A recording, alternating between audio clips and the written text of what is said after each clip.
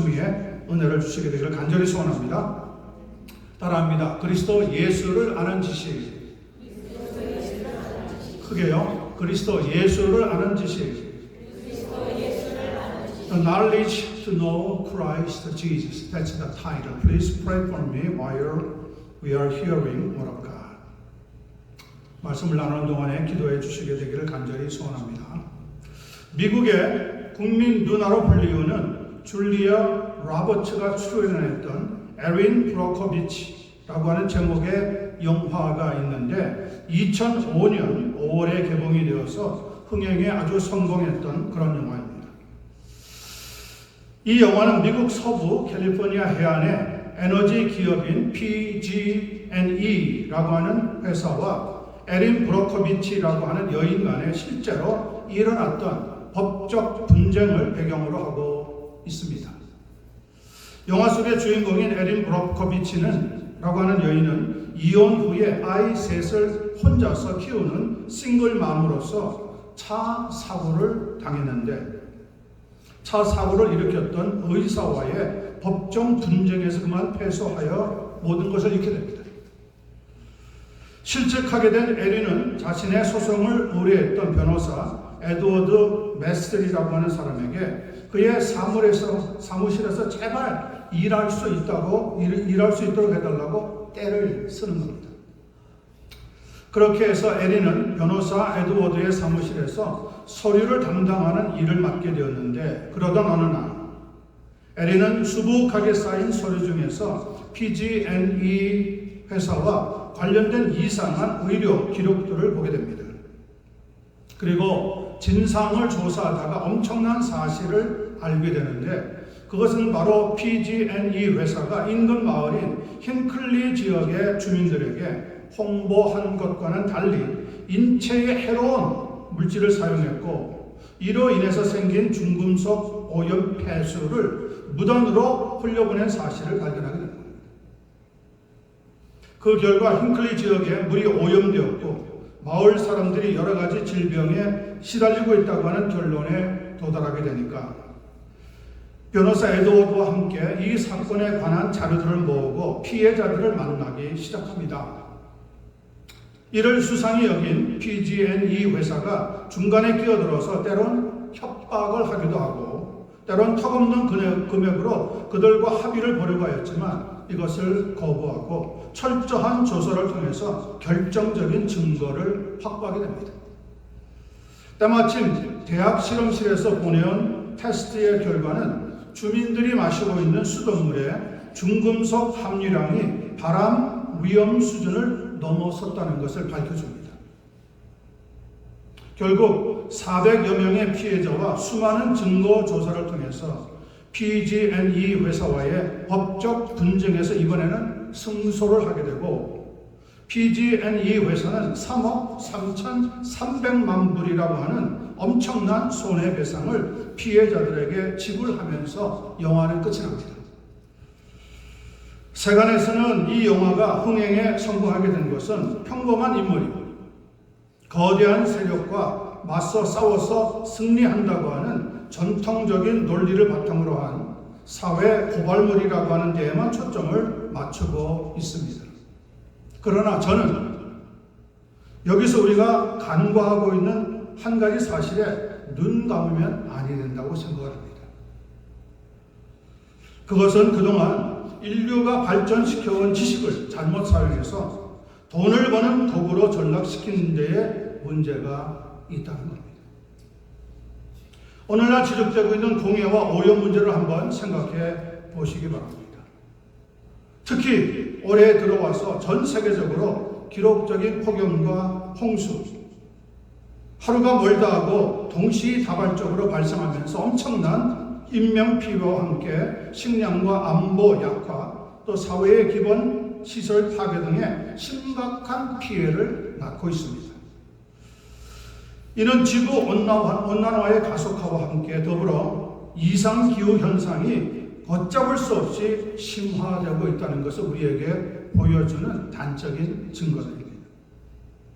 그 배경에는 심각한 공해와 오염 문제가 들어 있습니다. 바로 인류가 발전시킨 산업 지식과 기술이 야기한 문제입니다.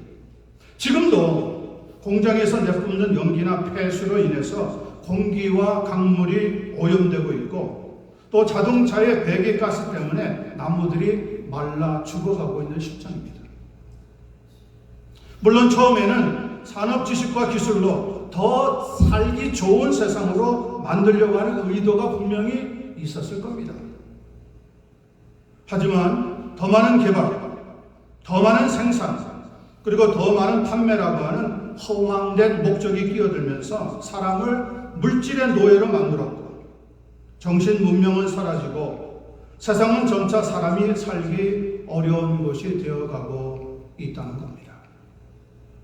그렇다면 우리는 과연 무엇을 해야 되겠습니까? 어쩔 수 없어. 세상이 그렇게 돌아가니까 하면서 따라가야 되겠습니다.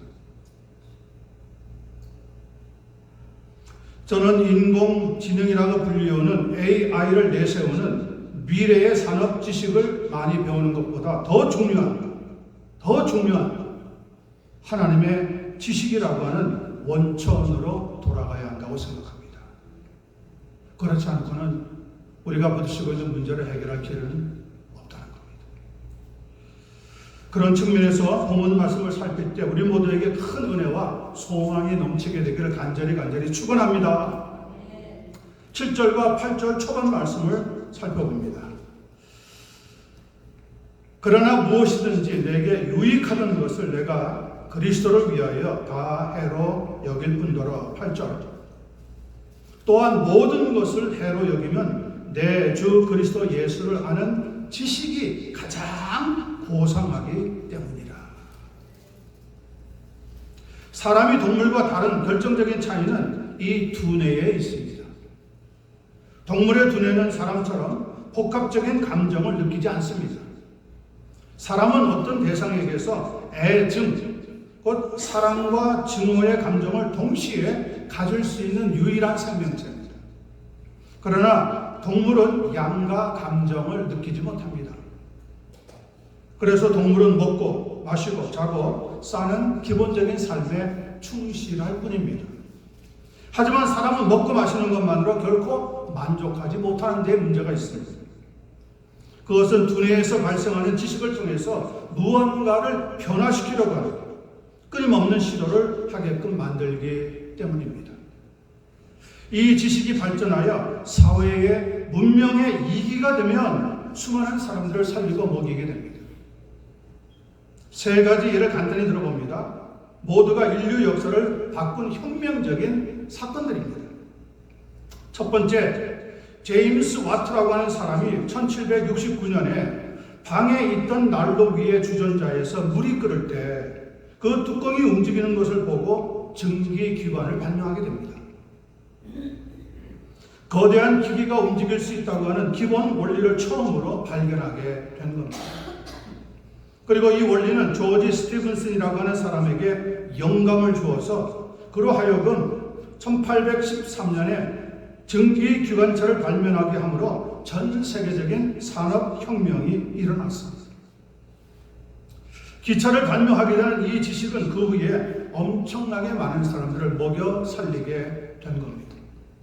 두 번째, 헨리 포드라고 하는 사람이 12살이 되던 해에 지병으로 앓고 있던 어머니가 위독하다고 하는 소식을 듣고 그 어머니를 만나기 위해 마차를 타고 달려가긴 했지만 그가 어머니의 곁에 도착했을 때 이미 어머니는 숨을 거둔 뒤였습니다.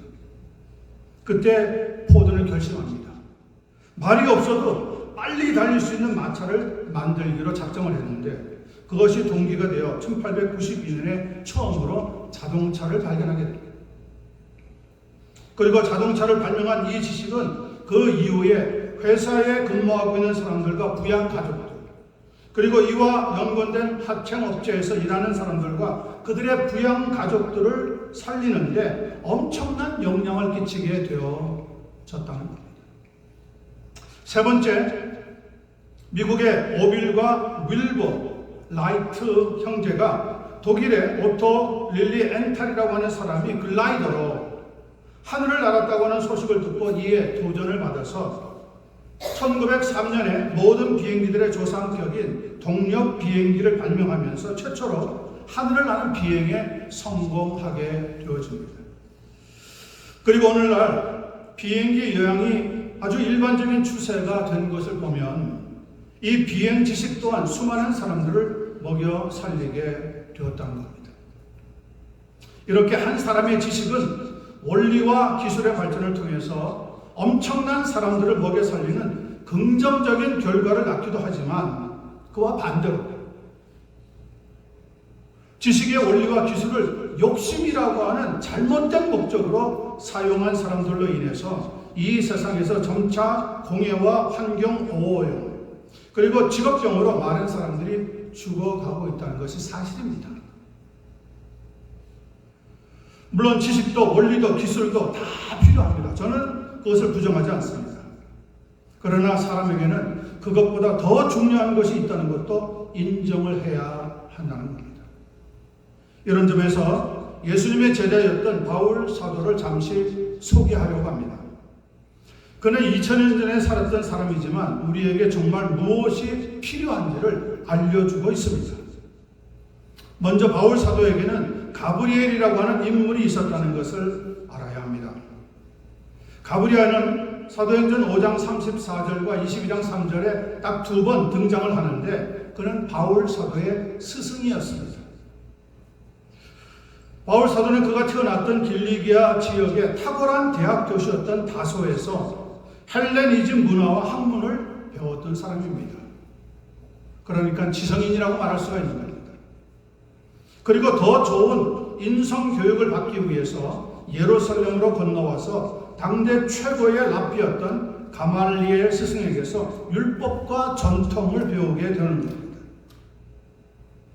더구나 그는 교육에 열정 못지않게 종교심에 불타는 청년이기도 했습니다. 그랬기 때문에 자신이 속한 유대교의 율법이나 전통과는 달리 복음을 전파하면서 예수 그리스도를 하나님의 아들이라고 내세우는 그리스도인들이 항상 못마땅했습니다. 그러던 중에 다메섹이라고 하는 곳에 그리스도인들이 모인다고 하는 소식을 듣고 산헤드린의 공회의 허락을 받아서 그들을 잡아오려고 길을 떠나게 됩니다. 다메섹에 가까이 왔는데 환한 대낮에 태양보다 더 밝은 빛이 그를 비추니까 그만 쓰러져서 땅에 엎드러지고 맙니다. 바로 그때 그의 귀에 누군가가 이야기하는 음성이 들립니다. 사울아, 사울아, 자기 이름입니다. 네가 어찌하여 나를 박해하느냐.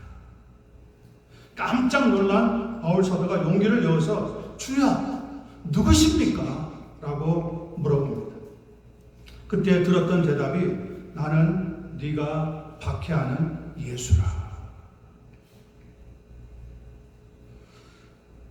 바로 그때에 그는 비로소 예수님이 죽었다가 다시 살아나신 메시아이시고 하나님의 아들이라고 하는 영적인 지식을 통해서 예수님이 누군지 깨닫게 되어지는 겁니다. 그것이 바로 오늘 본문에 기록되어 있는 그의 고백입니다. 그러나 무엇이든지 내게 유익하는 것을 내가 그리스도를 위하여 다 해로 여길 뿐더러 또한 모든 것을 해로 여기면 내 주 그리스도 예수를 아는 지식이 가장 고상하기 때문이라. 이것은 우리에게 그리스도인이 된다고 하는 것이 무슨 의미인지를 알려주는 말씀입니다. 본문에서는 바울 사도는 이것을 세 단계로 나누어서 설명하고 있습니다. 그리스도인이 된다는 것이 무슨 의미냐? 첫 번째, 그리스도인이 된다고 하는 말은 내게 유익한 것을 그리스도를 위하여 다 해로 여긴다고 하는 뜻입니다. 두 번째, 그리스도인이 된다고 하는 것은 나아가서 또한 모든 것을 내가 알고 가지고 있는 모든 것을 해로 당연히 여긴다고 하는 뜻입니다. 세 번째, 그리스도인이 된다고 하는 말은 주 예수 그리스도를 아는 지식이 세상에서 가장 고상하다고 받아들여야 한다고 하는 뜻입니다. 고상하다고 하는 것을 영어 성경에는 surpassing greatness라고 번역을 해놓았는데 그 뜻은 탁월한 위대함. 그래서 예수 그리스도를 아는 지식이 압도적인 능력과 위대함을 가지고 있다고 하는 의미로 쓰이고 있습니다. 이런 생각을 가지게 되면 그것을 가리켜서 우리는 가치관의 변화 혹은 신념의 변화라고 부르는 겁니다. 얼마나 교회에 다니느냐가 문제가 아닙니다. 예수님을 믿는다고 하면서도 아직 그 가치관이 예수님 중심으로 바뀌어지지 않고 여전히 세속적이라면 그 사람은 아직 그리스도인이 아니라는 겁니다. 다른 말로 하자면 절대로 거듭난 크리스찬이 될 수가 없다는 겁니다.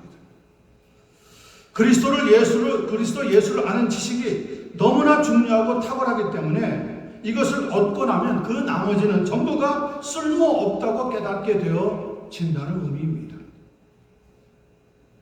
그것이 바로 하나님의 은혜라고 말할 수 있습니다.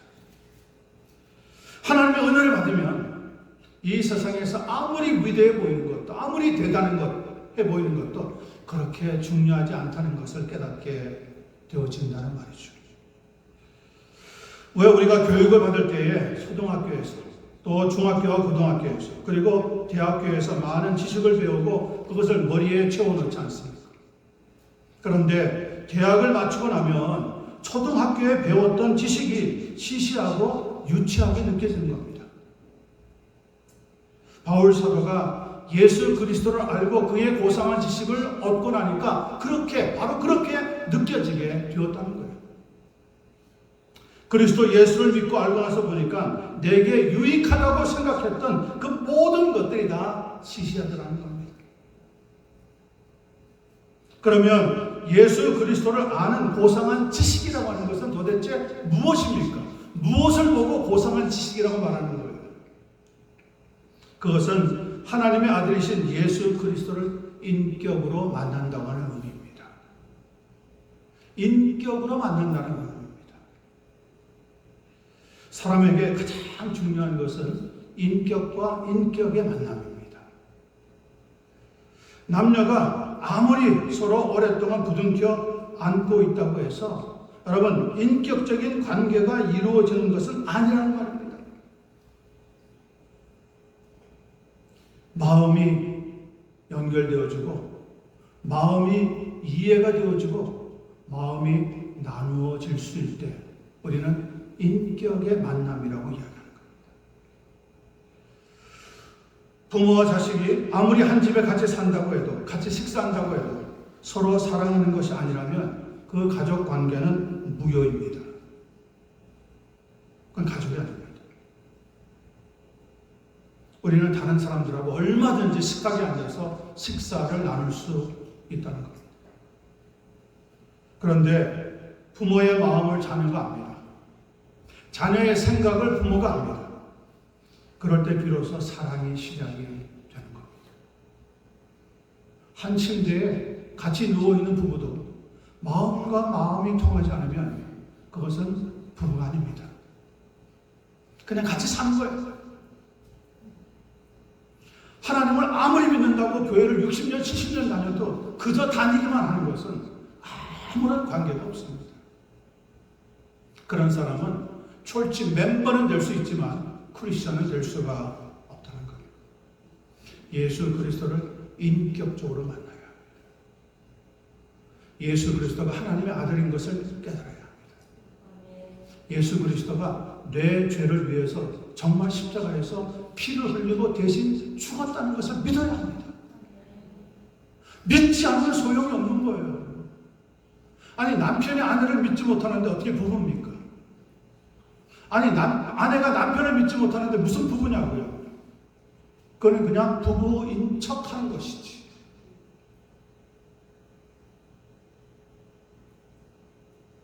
성도 여러분, 세상에 뛰어난 여러 지식들이 많이 있지만 그 가운데서 그리스도 예수를 아는 지식만이 가장 고상하고 가장 중요하고 가장 탁월하다는 것을 믿고 받아들이는 복된 이 시간 되기를 간절히 축원합니다. 두 번째 8절 후반부에서 9절까지 말씀 살펴봅니다.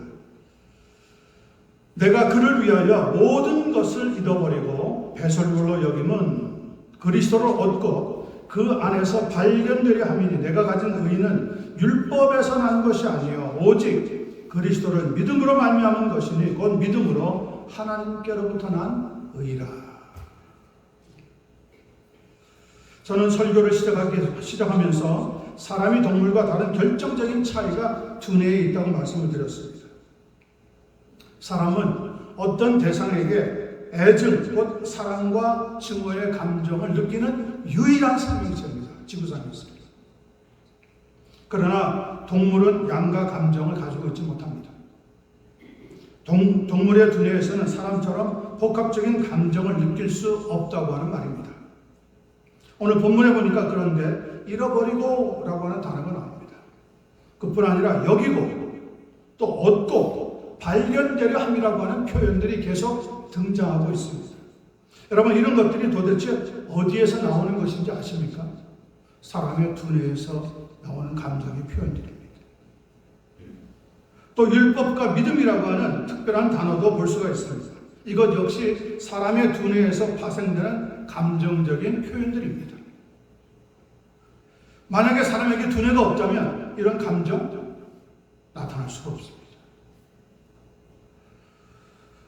사람에게 있어서 심장과 함께 없어서는 안 되는 가장 중요한 필수 기관인 두뇌가 우리의 움직임과 행동 대부분을 관장하고요. 지식과 정보와 감정과 기억, 추론 등을 다 담당을 하고 있습니다. 이 시간에도 여러분이 지금 말씀을 들을 때 여러분의 두뇌에서는 말씀을 받아들이고 분석하고 이해하는 데 지금 기능을 다하고 있다는 거예요. 그래서 만약에 말씀이 시시하면 우리의 귀는 닫혀서 듣지 않게 되는 겁니다. 그런데 우리의 두뇌에서 이것 봐라. 여기에 영적인 굉장히 중요한 지식의 말씀이 들어오네. 할 때는 뇌가 열리고 귀가 열려서 말씀을 받아들이게 되는 거예요. 이 두뇌가 아주 중요한 것은 이곳에 우리 삶에서 일어난 모든 일들의 기억이 저장되기 때문입니다. 그래서 이 세상에서 가장 어렵고 불쌍한 사람은 암에 걸려서 고통당하는 사람보다 기억을 잃어버리는 사람입니다. 기억을 잃어버리는 사람. 기억을 잃어버리면 자기는 아무것도 아닌 존재가 되는 겁니다. 좋아도 좋다는 표현을 못합니다. 싫어도 싫다고 하는 표현을 할 수가 없습니다. 왜냐? 기억이 잃어버렸기 때문에. 사람을 만나도 사람이 누구인지 알아보지 못합니다. 자기가 사랑하는 남편을 만났는데 남편은 모릅니다. 아내를 만났는데 아내가 누군지도 모릅니다. 여러분, 기억을 잃어버린다는 게 우리의 두뇌에서 얼마나 서글프고 안타깝고 슬픈 일인지 알 수가 없습니다. 여러분들은 기억을 잃어버리지 않는 특별한 하나님의 은혜를 덧입게 되는 이 시간 되기를 간절히 축원합니다. 그런데 바울 사도는 자기 자신도 이전에는 중요하게 생각했던 것들이 있었지만 이제는 그 자리를 그리스도 예수를 아는 가장 고상한 식으로 바꾸고 채웠다고 우리 앞에 고백하고 있습니다. 여러분, 있었던 것을 다른 것으로 채우려고 하면 먼저 있었던 것은 치워버려야 합니다.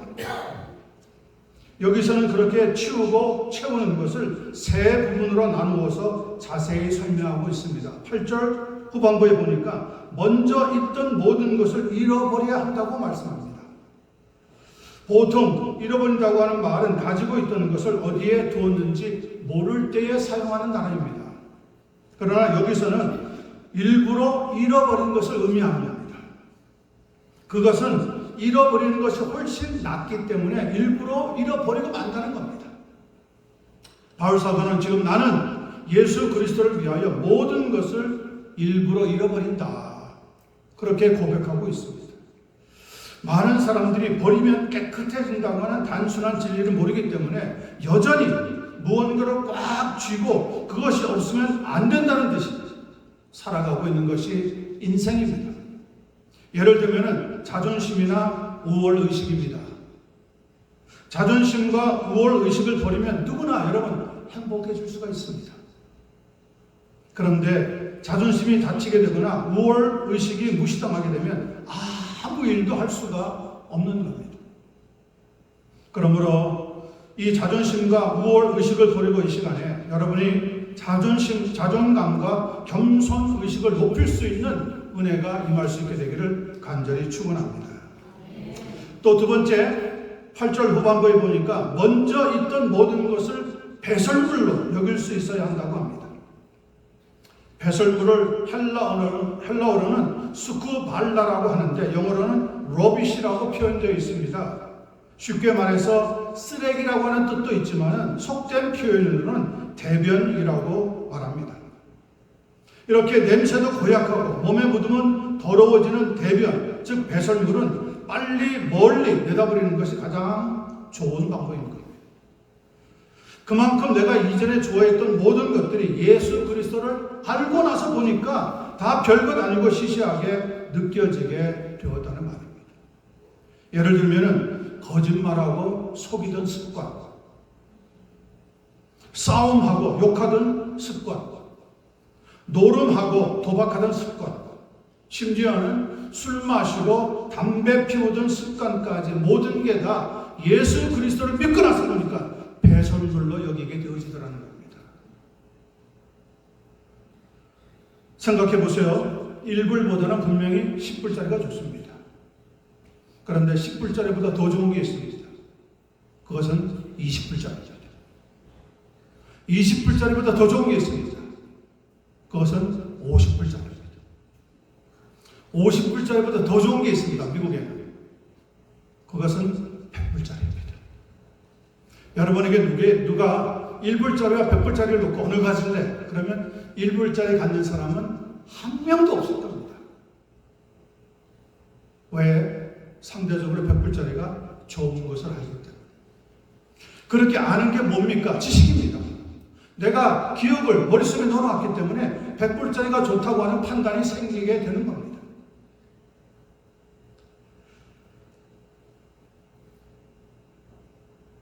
그만큼 우리의 삶은 상대적인 지식을 가지고 살아가는 겁니다. 그런데 더 나은 지식, 더 고상한 지식, 예수 그리스도를 아는 지식을 가지고 살면 기도하는 것이 더 좋고, 전도하는 것이 더 좋고, 찬양하는 것이 더 좋고, 말씀 묵상하는 것이 훨씬 더 귀하게 느낄 수 있게 되어진다는 겁니다. 세상에서의 첫날보다 시편 기자는 고백합니다.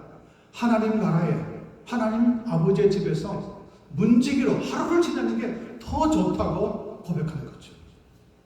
여러분 그렇게 느낄 수 있는 은혜가 여러분의 삶 속에 충만하게 넘치게 되기를 간절히 축원합니다. 두 번째 보니까 9절에 있습니다. 세 번째 보니까 9절에 있습니다. 먼저 있던 모든 것에 미련을 두지 말고 누구를 얻어야 된다고요? 그리스도를 알고 그리스도에게 발견되어야 한다는 겁니다. 바울 사도는 유대인으로 태어나서 8일 만에 할례를 받았습니다. 자랑스럽죠. 베냐민 지파의 후손이라고 하는 정통성도 가지고 있었습니다. 명예가 있었던 거죠. 이스라엘 백성이라고 하는 선민 사상도 가지고 있었습니다. 의식적으로 나는 다른 사람과 달리 특별하다고 느꼈던 겁니다. 거기에다가 나면서부터 로마 시민권도 받았습니다. 마치 오늘날 미국 시민권을 받고 자랑스러워하는 것하고 큰 차이가 없었습니다. 그런데 이 모든 것이 예수님을 믿는 데 있어서는 문제가 되더라는 겁니다. 다른 사람은 어떻게 생각할지 모르지만 자기 자신은 절대 그런 것들을 포기할 수 없다고 생각을 하면서 살았습니다.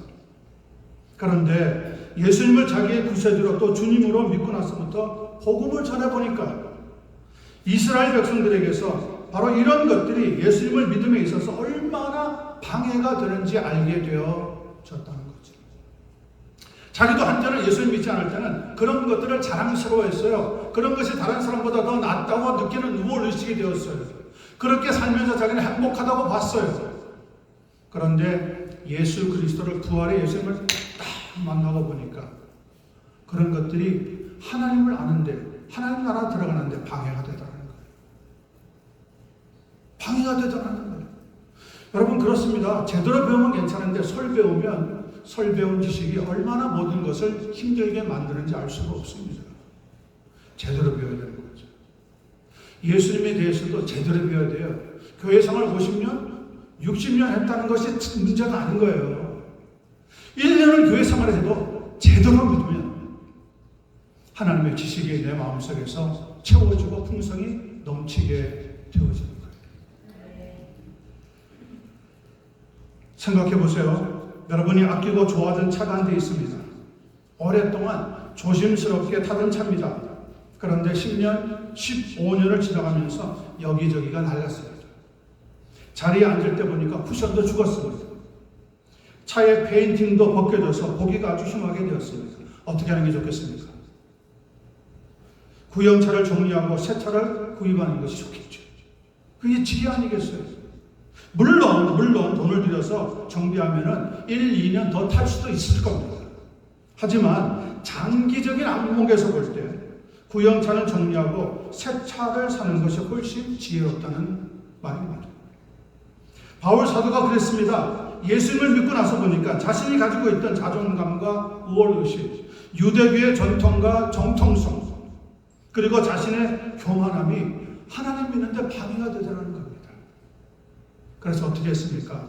그런 것들을 다 내려놓았습니다. 다 내려놓았습니다. 그리고 뭐라고 고백하는지 아세요? 나는 아직 덜 떨어진, 태어나기를 만삭이 되어 태어나지 못한 그런 아직 미성숙한 사람이라고 고백을 했어요. 다른 사람들은 다 정상적으로 사는지 모르지만 나는 예수 그리스도의 아는 지식에 비춰보니까 아직까지 미성숙한, 아직도 온달을 다 채워서 태어나지 못한 8달 반밖에 안 된 그런 사람이더라. 또 이렇게 고백합니다. 나는 죄인 중에 괴수이다. 아니, 성경을 찾아보면 바울 사도만큼 잘난 사람이 없어요. 바울 사도만큼 대단한 사람이 없었어요. 바울 사도만큼 열심히 복음을 전했던 사람도 거의 찾아보기 힘들어요. 그런데 그는 하나님 앞에 그렇게 고백합니다. 나는 죄인들의 괴수입니다.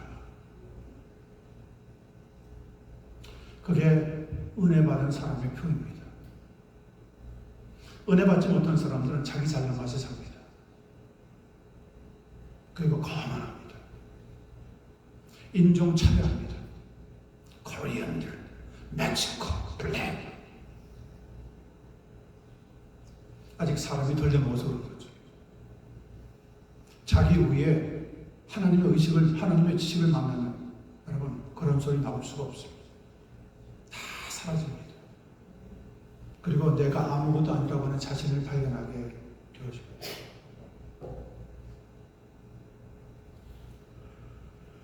제가 지난 주에 제 막내딸의 시아버지가 갑자기 세상을 떠나가지고 오렌지 카운티에 장례식을 치르기 위해서 갔다가 돌아왔잖아요. 지금까지는 그래도 저보다 더 나이가 드신 분들의 장례식을 치렀기 때문에 하나님 앞에 믿음 생활 잘하다가 하셨다. 그리고 가족들을 위로하는 일에 시간을 많이 썼습니다.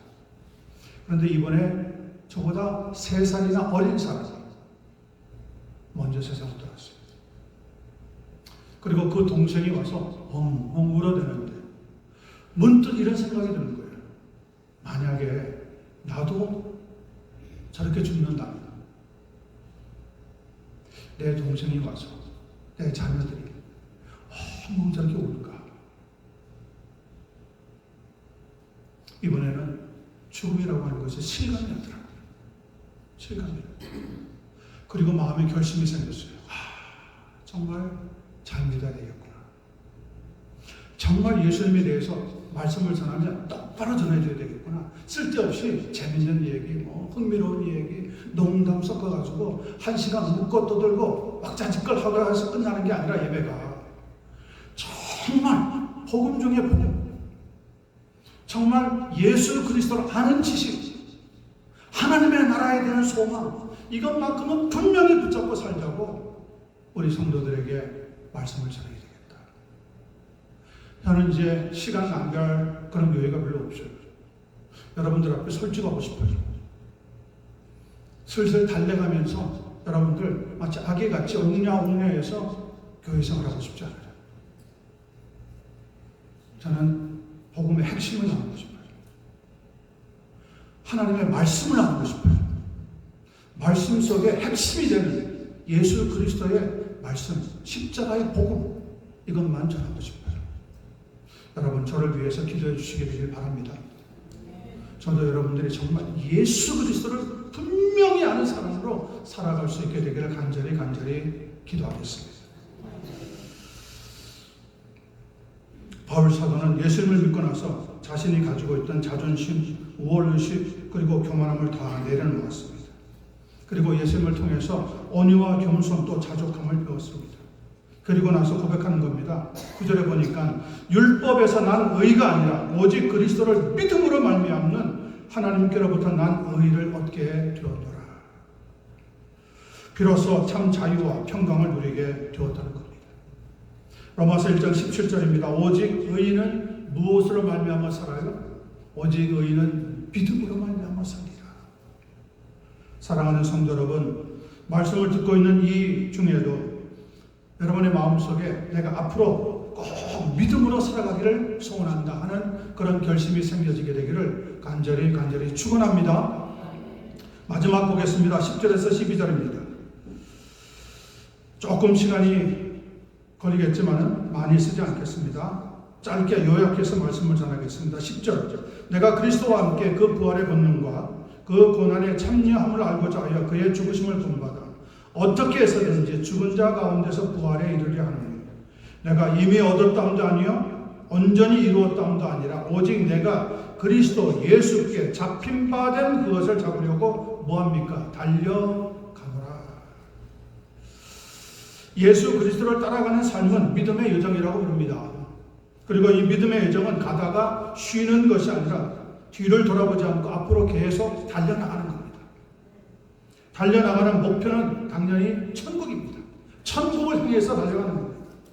그렇게 달릴 때에 나와 함께 하시는 분이 한 분 있습니다. 그분이 바로 예수 그리스도이십니다. 왜 달려갑니까? 바로 그 예수 그리스도에게 붙잡혔기 때문에 그런 겁니다. 여러분들은 예수 그리스도에게 붙잡힌 사람이 되시길 바랍니다. 사람은 살아가면서 누군가에게 붙잡혀야 삽니다. 혼자서 못 삽니다. 절대로. 그런데 그 붙잡히는 사람이 예수 그리스도는 얼마나 좋겠습니까? 예수 그리스도에게 붙잡힌 바 된 그것을 향하여서 달려간다고 고백하고 있습니다. 그렇게 붙잡힌 것에 대한 설명이 바로 10절과 11절입니다. 내가 그리스도와 그 부활의 권능과 그 고난에 참여함을 알고자 하여 그의 죽으심을 본받아 어떻게 해서든지 죽은 자 가운데서 부활에 이르려 함이라. 여러분, 이 부활이라고 하는 단어는 기독교에만 있는 고유한 단어입니다. 부활은 죽음을 전제로 하고 있습니다. 죽지 않는다면 부활은 아무런 효력이 없습니다. 그러나 모든 생명은 죽음을 맞이합니다. 동물도 그렇고 새들도 그렇고 물고기도 그러합니다. 심지어는 길가의 들풀도 죽는 날이 찾아옵니다. 그러나 예수님은 비록 십자가에 매달려 죽으셨지만 약속하신 대로 3일 만에 다시 부활하셨습니다. 로마서 4장 25절에 보니까 예수는 우리 범죄함을 위하여 내어줌이 되고 또한 우리를 의롭다 하심을 위해서 살아나셨느니라. 우리를 위해서 살아나셨다는 거예요. 사람이 제 아무리 똑똑하고 힘이 세고 대단한 권세를 가지고 있다고 해도 결코 그 인생 가운데 해결할 수 없는 문제 4가지가 있습니다. 싸가지가 아니라 4가지가 있습니다. 그 첫 번째는 죄의 문제를 해결하지 못합니다. 두 번째는 사망의 문제를 해결하지 못합니다. 세 번째는 세상에서 만나는 문제들을 해결하지 못합니다. 그리고 네 번째는 마귀의 문제를 해결할 수가 없습니다. 그렇지만 예수님의 부활은 이 4가지 우리가 풀 수 없고 해결할 수 없는 문제를 한꺼번에 해결하신 하나님의 능력이 된다고 말씀하고 있는 거죠. 곧 예수님의 십자가와 부활로 하나님의 무서운 진노에서 벗어나 화평을 누리게 되었다는 말입니다. 로마서 6장 23절입니다. 죄의 삭슨 사망이요 하나님의 은사는 그리스도 예수 우리 주 안에 있는 영생이니라. 비록 언젠가 우리도 한 번은 죽게 되겠지만 다시 부활할 날을 기다리는 소망을 얻게 되었다고 하는 말씀입니다.